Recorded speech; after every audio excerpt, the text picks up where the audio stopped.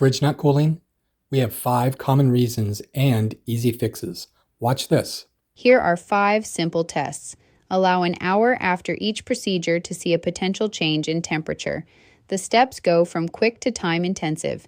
If any step solves the problem, you're done. Just don't forget to like and subscribe. Start simple. Nothing should block the freezer vents. Shift bulky food, especially from the back wall.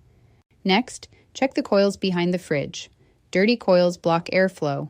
Pull the freezer out, it is likely on wheels, and remove the back lower panel for inspection behind it.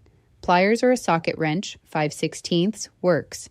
Here are dirty coils and then clean ones. Next to the coils is the fan, which should be spinning. If not, and the blades turn freely by hand, the motor is likely bad. Unplug the refrigerator if they don't spin freely. Try and remove any blockage, wires, dirt, etc. Then plug the fridge back in to test. GE wants $100 plus shipping for the full fan assembly, but if all you need is air movement across the coils, there's a better fix. Stay tuned as I'll show you in a minute. If still at it, check the evaporator fan inside the fridge. I can't demo this because this model does not have a separate fan. It controls airflow from the freezer to the fridge component by a flap and uses the panel controls for individual temperatures. If you have a separate fan and you can't hear it from the back part of the refrigerator, open the fridge doors, locate the switch or switches. They are inside the hinge side of the door or doors. Push the switches and the fridge light should go off and you should hear the fan coming on. If it doesn't, you will need to remove food and remove the back panel. Socket wrench will do it. Still no luck?